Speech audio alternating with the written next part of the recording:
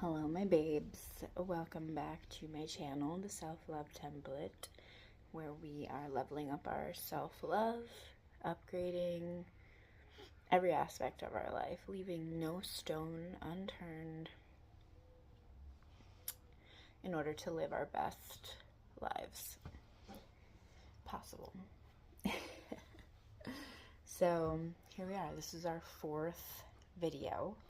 I'm actually working on vlogs for you guys, so those will be up as soon as I figure out how to get that ball rolling. Right on cue, Beard is here, laying down right by us, so that's always nice to have his little puppy energy.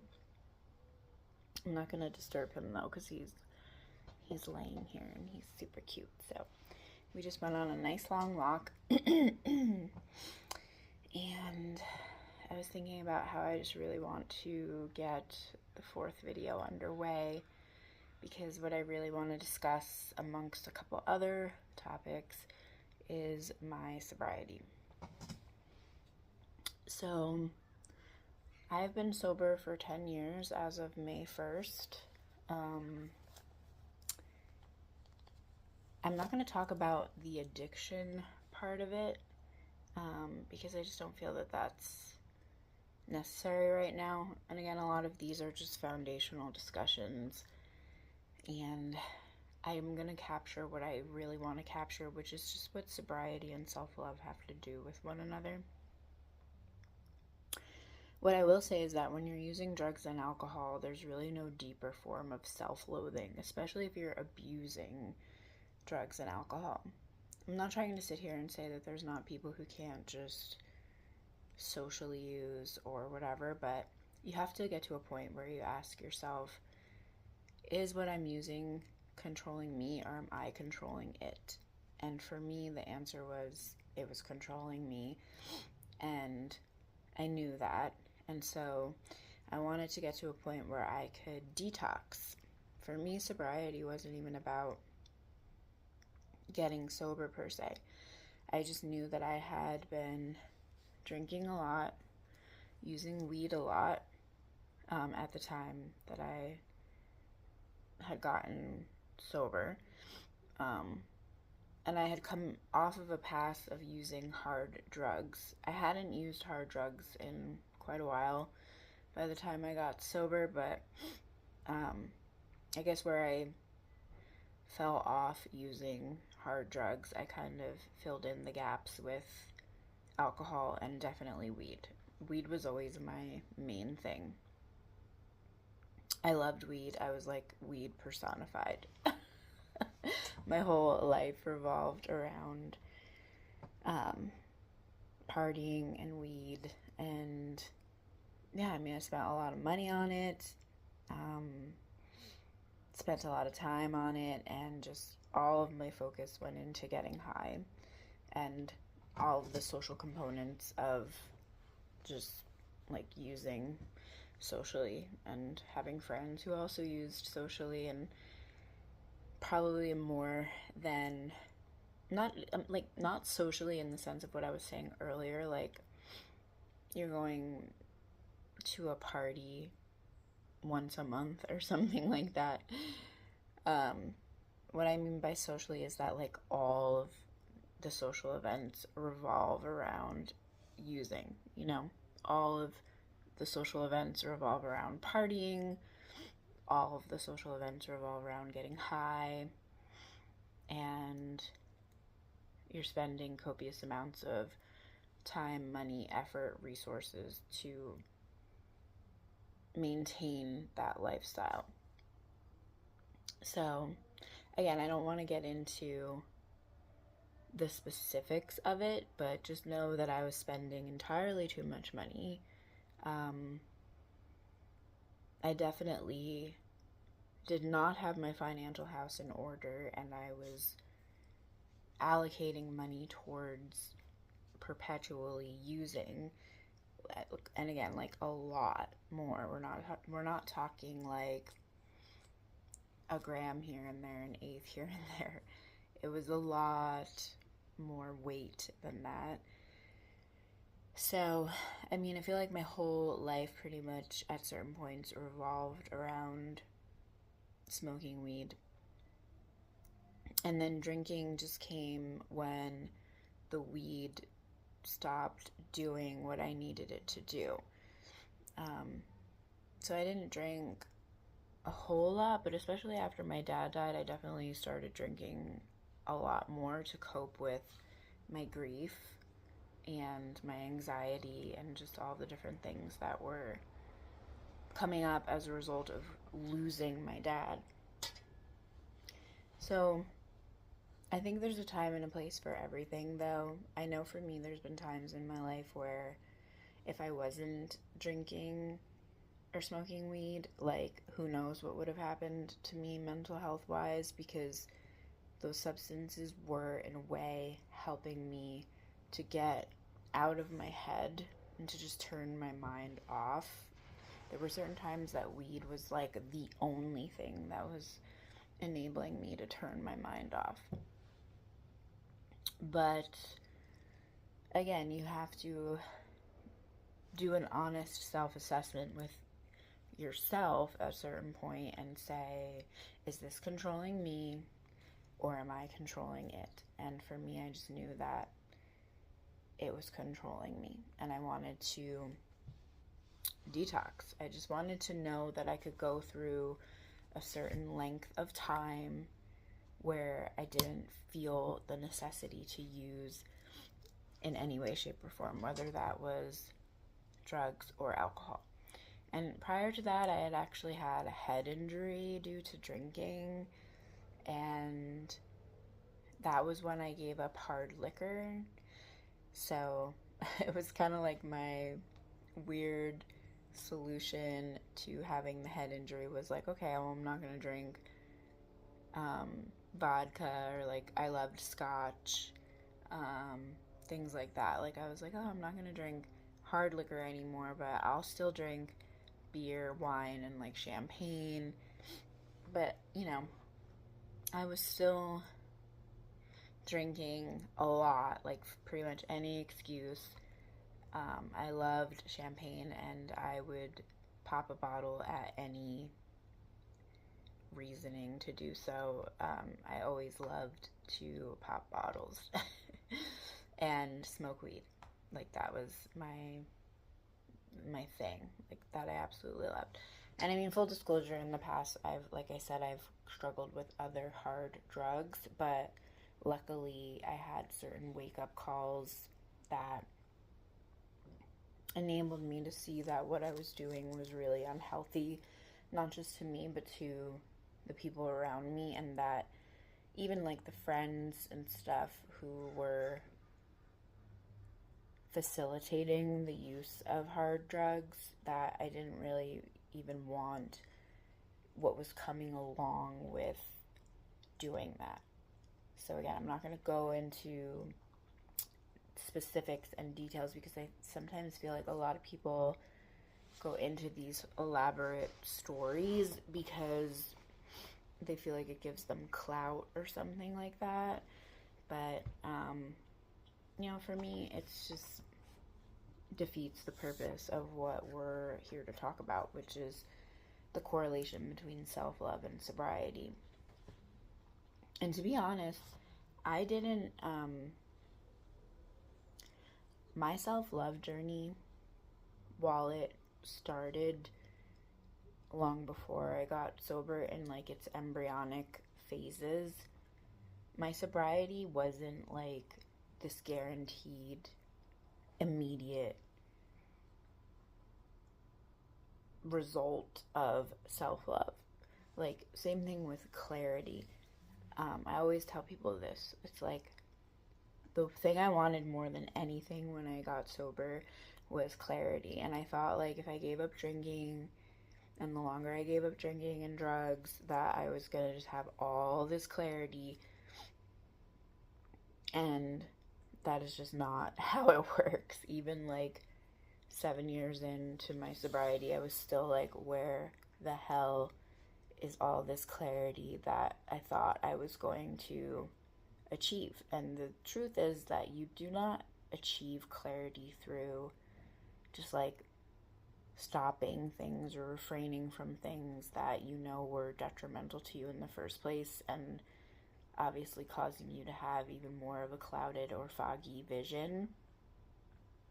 You get clarity because you embody the things that you're trying to get clarity on. You embody the attributes that you're trying to find clarity on how to become.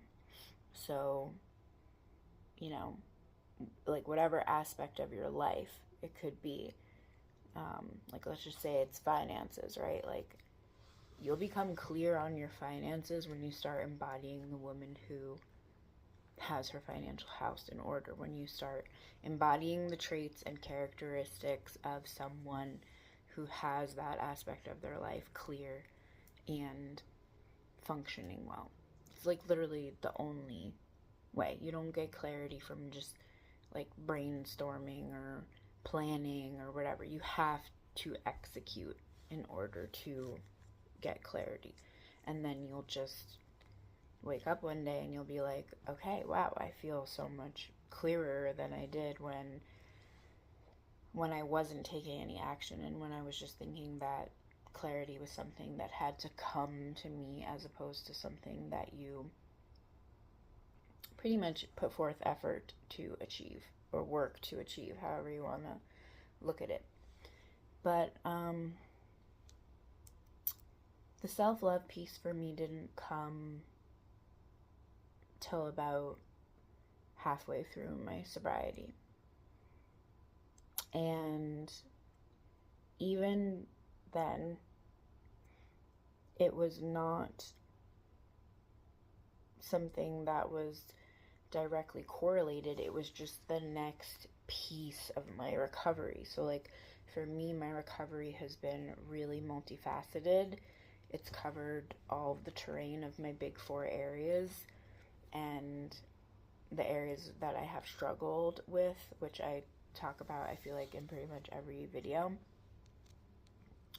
So it was just causing me to arrive at certain places where I had to look at certain aspects of my life in a certain order. And honestly, it wasn't until halfway through my current ride with sobriety that I really started to have these topics of consideration happen in ways where I felt like I was having big epiphanies, or even like where it felt like the next milestone or the next stepping stone or mile marker, so to speak, that I could get to in my recovery would actually make itself clear to me and be like, wow, yeah, this feels like the next piece, you know?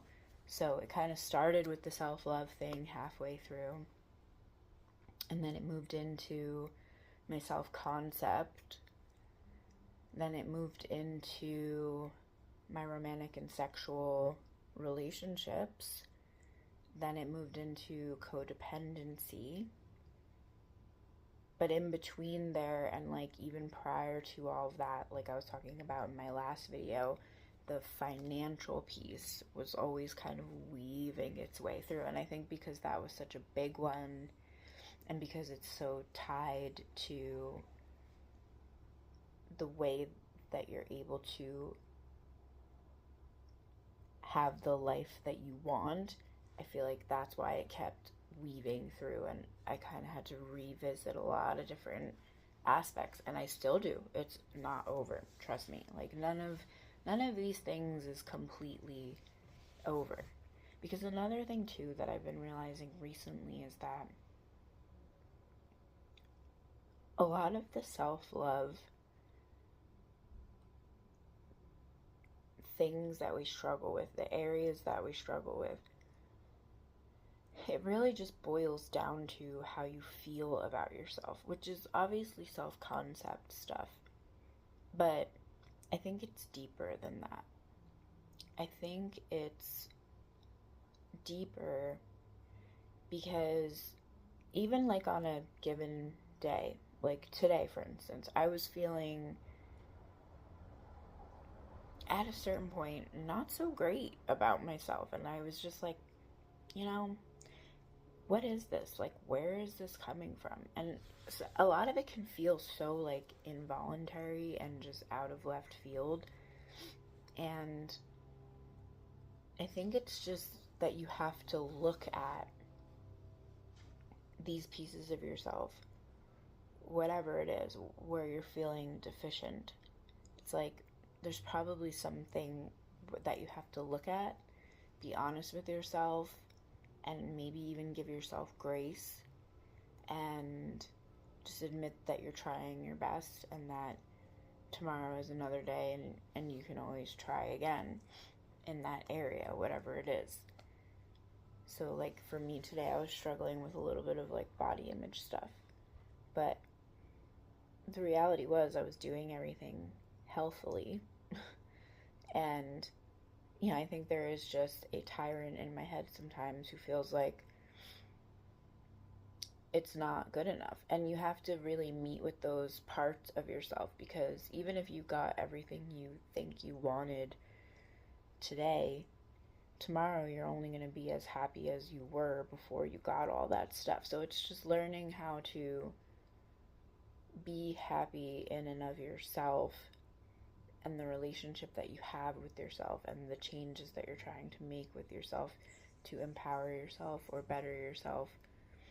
And also just be in acceptance with how things are right now, but knowing that you're accepting these things because out of the love that you have for yourself. It doesn't mean that you don't want what's better for you, or what's more healthy for you, or what's more loving for you, more graceful for you. It's, it's being the parent to yourself that maybe you never even had, or if you had really good parents, like thinking what they would want for you. They wouldn't want you to be tyrannical with yourself. They also wouldn't want you to be so lackadaisical with yourself that you lack boundaries and your whole life falls off the mark, So it's like a balance. But for me, sobriety and self-love were really two sides of the same coin, because number one, it got me out of all of that self-loathing. Number two, it helped me walk towards clarity so that I could start building a life that made me happier. Number three, it was a different kind of sustained energetic input, whereas with getting high all the time, or getting drunk, partying, all of that stuff, it's exhausting. And not to say that living a life where you're taking care of all of your responsibilities isn't its own brand of tiring, because it certainly is. But whereas using is its own form of energy, that energy is not sustainable. It's not self-sustaining, and responsibilities and fulfilling the things that you know that you need to do and want to do in your life, they are self-sustaining. So maybe you go to bed really tired one night, having met all your responsibilities, but the self-esteem, the self-efficacy, the self-approval, the self-appreciation that's going to garner or help you garner for yourself is what's going to help you wake up the next day and do it with even more fervor than you did the day before, So it just is that using all the time, it's exhausting, it depletes you, it clouds you, and it has so many deleterious psychological and neurological effects. It has deleterious physiological effects, and just the whole dependency factor. You know, nobody wants to be addicted to things that are basically poisoning their body or like causing their life to feel out of control or whatever. Sorry, beard wants belly rubs.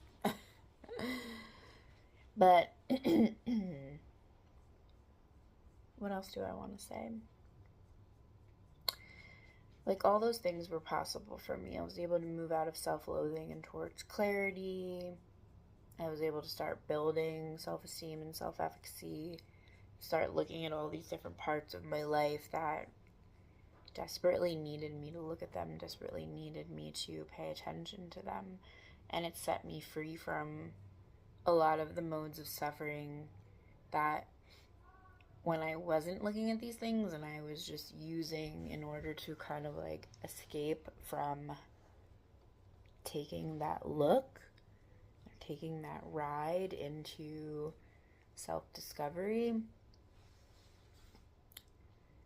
you know, like using, escaping, it's just derailing you from observing yourself and observing your life and making better plans for how you really want things to be. And none of these things are going to be overnight either. So they take hard work and they take consistency, dedication, commitment, showing up for yourself. But you do that day after day and you keep laying the bricks, and you can look back and see your progress and see how much you've changed, see how many different versions of yourself that you've been to get to where you are now. I mean, it's pretty surreal. My life isn't perfect after 10 years of sobriety, but I shudder to think what it would be like if I hadn't gotten sober. Because I, for one, just wouldn't have been able to really handle. I can barely handle it stone sober, so I just know that I wouldn't have been able to handle a lot of these things, thinking about a lot of these things, figuring out a lot of these things, especially financial things. Because again, all of the addiction stuff was tied into how I was spending my money that I really didn't even have, and then how I was spending my time. So I couldn't put my time into things that were gonna help to better me. You know, even like in my career, I have a lot of different accolades, and I have had to work really hard for a lot of those for years. And had I been spending my time just getting high all the time, I don't think I would be where I am today. I just don't think I would have. I mean, I even through my master's degree, I was still like a daily pot smoker up until the tail end of it, like the last 2 years, I guess. But, you know, I spent the other half of the time using, you know, and everything that came along with all of the different people I was associating with because of the fact that I was using, all of the relationships I was missing out on because I was using, relationships that probably could have, again, just helped better me as a person and put my time and my focus, my energy into things that were going to blossom my life rather than just keep it where it was, which wasn't horrible, but I wasn't happy, and I had to get clear enough to even start to work towards making the choice to get happy, because that's the thing too. It's happiness is a choice. It's a mood. It's not a destination. It's not like one day you're gonna get happy. You have to choose to be happy now, regardless of what's going on in your life or not. And I do attribute my decision to get sober to being able to also choose happiness more consistently than I have in the past.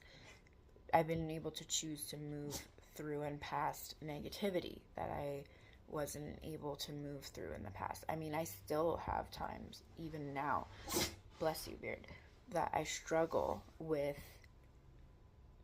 just like that critical voice in my head, a monologue in my head that makes things just incredibly harder than they have to be.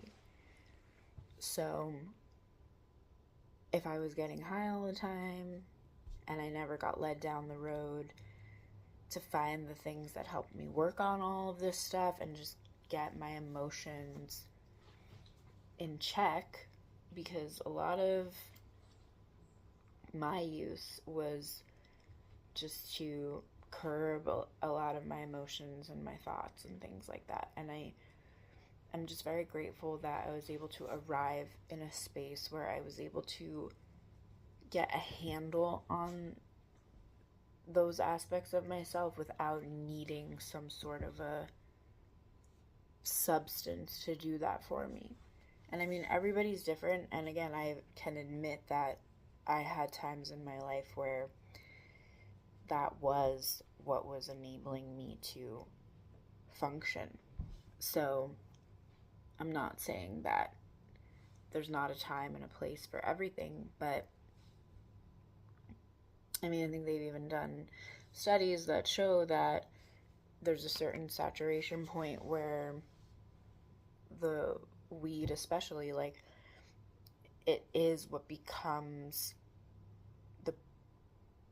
the it becomes what is provoking the anxiety in the first place. I actually just read Dopamine Nation. It's a really good book, and I highly recommend reading it. It was recommended to me like 2 years ago, and I finally got around to reading it, but I know she talks about that specifically, about how people think they're using weed to curtail their anxiety, but in actuality, at a certain saturation point, it becomes the thing that's causing the anxiety in the first place. So, to me, self-love and sobriety are interlinked. It's not like I had enough self-love to get sober in the first place. I just had enough self-awareness in the first place to get sober. And then I did, and it opened more doors for me to be able to have stronger self-love and to be able to have better self-awareness and self-appreciation. So they just overlapped in a lot of ways and fed into each other in a lot of ways.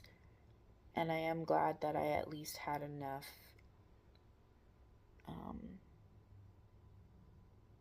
awareness to say, hey, look, I know that I have a problem here. And I don't want this to be controlling me. I want to be the one in control. And let me prove to myself that I can do that. And so I went 30 days. That was my original detox plan, was to just do 30 days. I got through 30 days and I was like, all right, let me see if I could do 60. And I did 60. And then I was like, let me see if I could do 90. And then 90 turned into 120. At a certain point, I hit like 6 months and I was like, let me see if I can just make it a year. I got to the year, and then I felt like I had so much time under my belt that I just didn't want to like waste it or throw it away, so I kept going.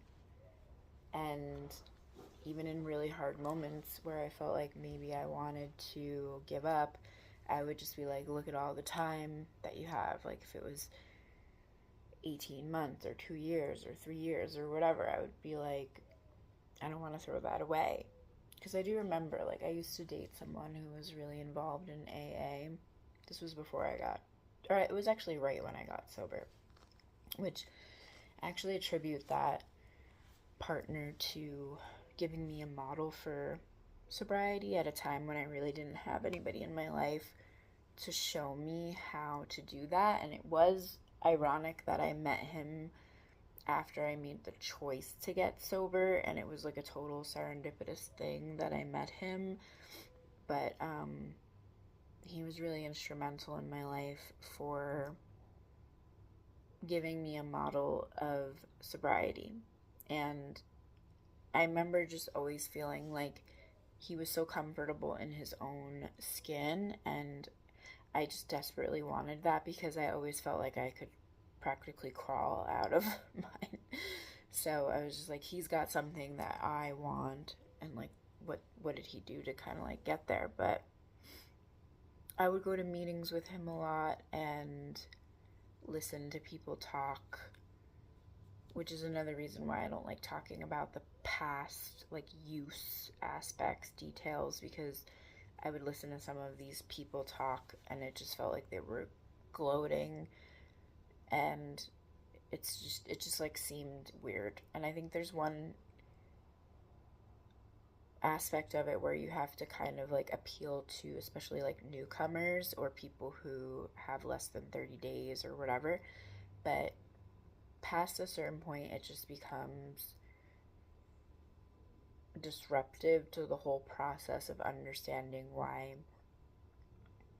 sobriety is a process, and that you have to really do that process in the now, in the present. You can't do it from past versions of yourself. You have to really immerse yourself in the current version of you who's willing and able to walk through sobriety. So sometimes there would be people who would talk about how they were there getting their 30-day chip or whatever, or I don't remember how like the chips and everything work because I'm not a member of AA myself, but they would be saying that they were there to get their chip, and that prior to that they had like 18 years, 24 years, 34 years, like whatever. And I'd be like, what is the point,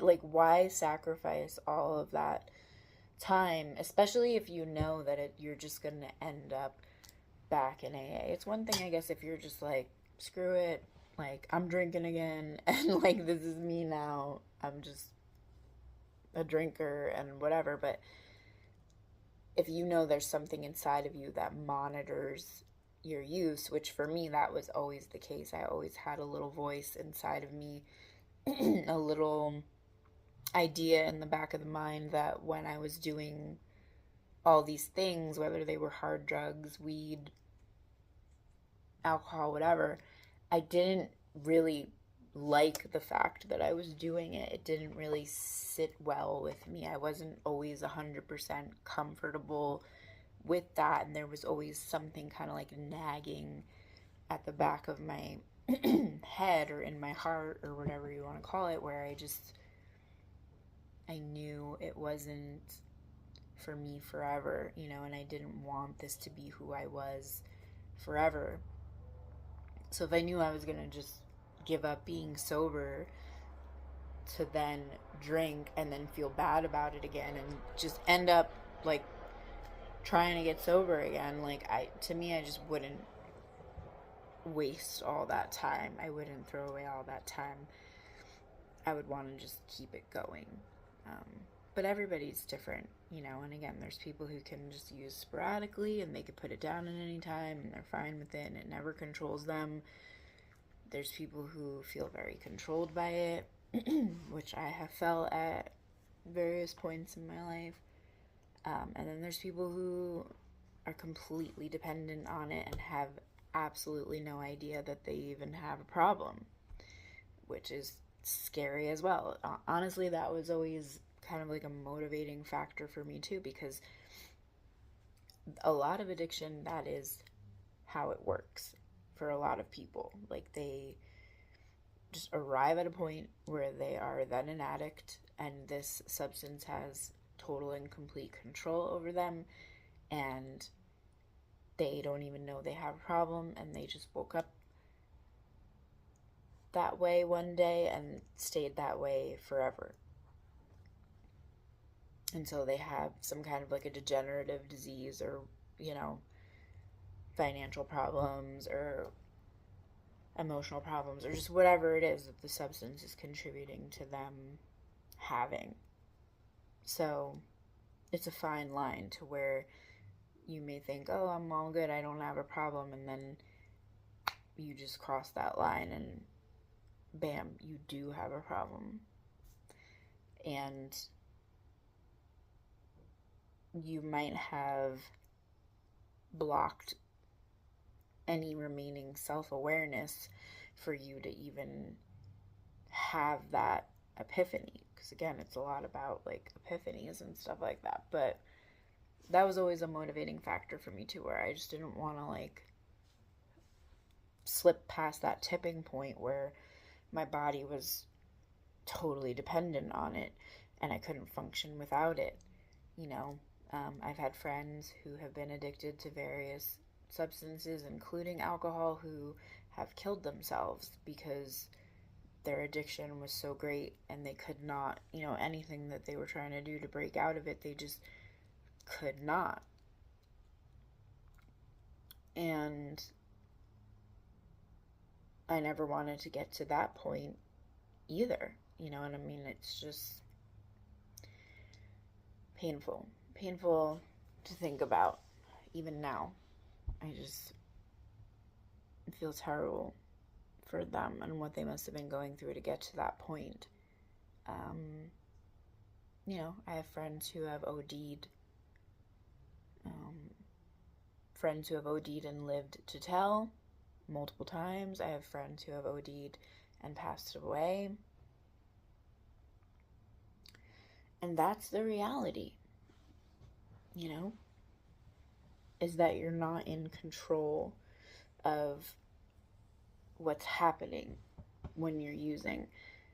And the other thing that I've always felt is that people make a lot of money by keeping you out of control, whether that's of your own behaviors, out of control of your own thoughts, out of your own emotions, whatever. And I think it's an act of defiance to be in control of yourself and your actions, your thoughts, your behaviors, your feelings, your emotions, and just how you're showing up in life and in the world every single day. So that's kind of where I come from too with all of this stuff.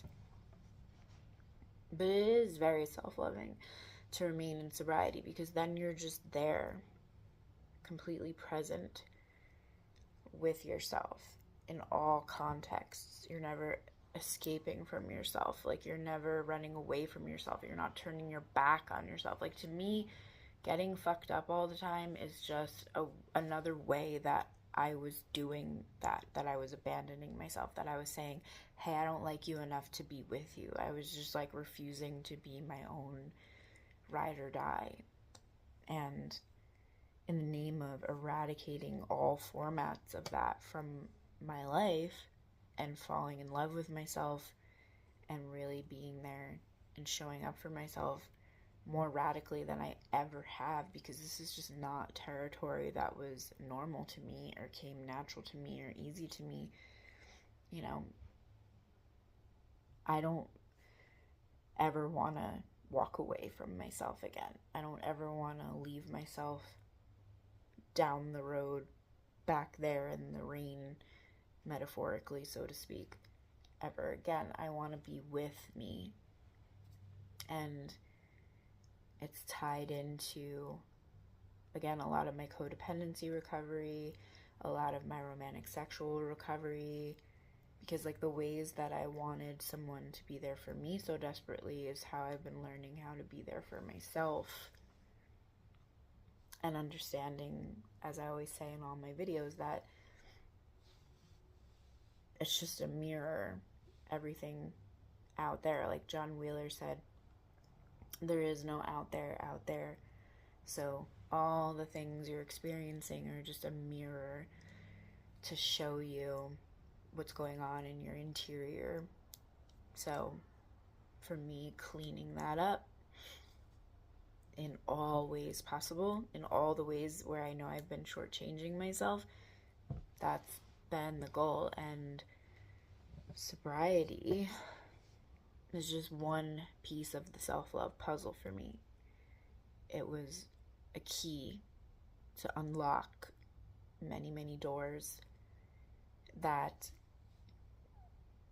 have helped me to really enrich my life and find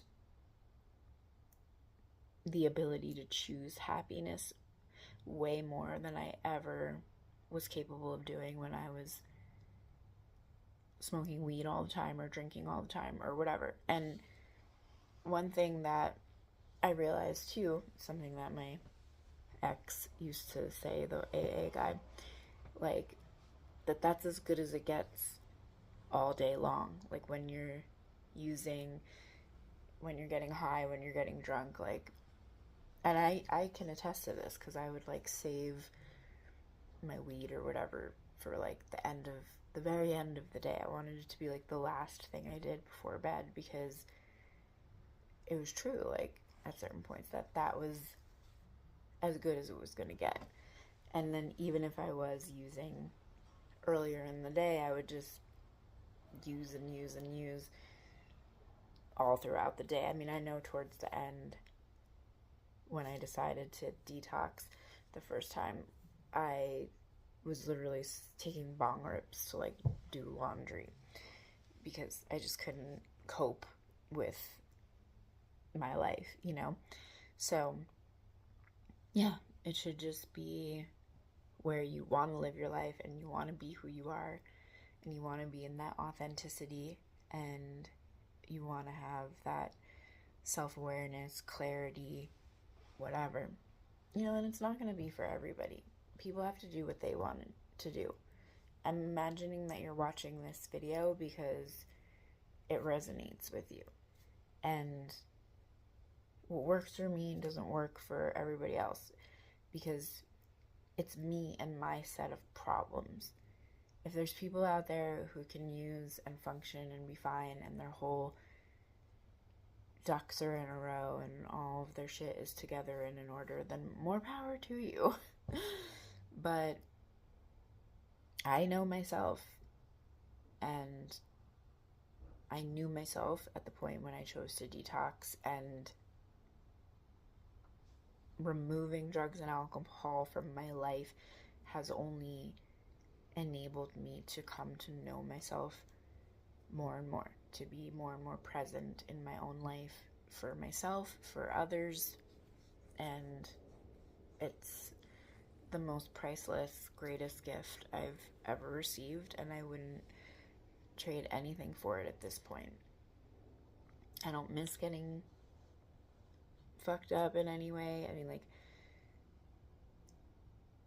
every once in a while I'll want like a cold Sapporo and some hot sake, but like nowadays there's so many like non-alcoholic alternatives out there, and just there's also so many things I would rather do with my time and my money and my awareness than squander it on escaping from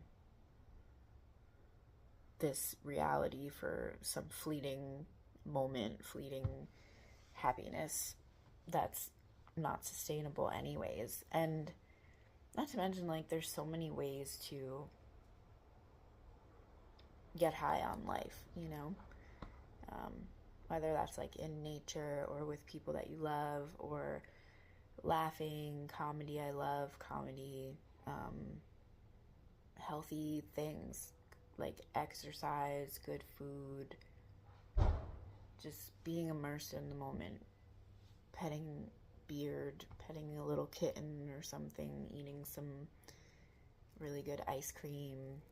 I don't know. But realistically, everything in moderation, and people have to just do what they want to do.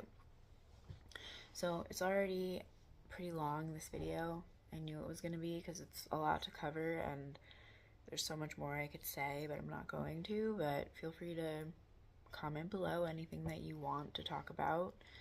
Like the video, subscribe if you haven't already, and I'm so stoked to be here with you guys, alongside you on this journey, and we're all in this together, and I'm looking forward to seeing you in the next one. So take care, my babes, and I'll see you. Bye.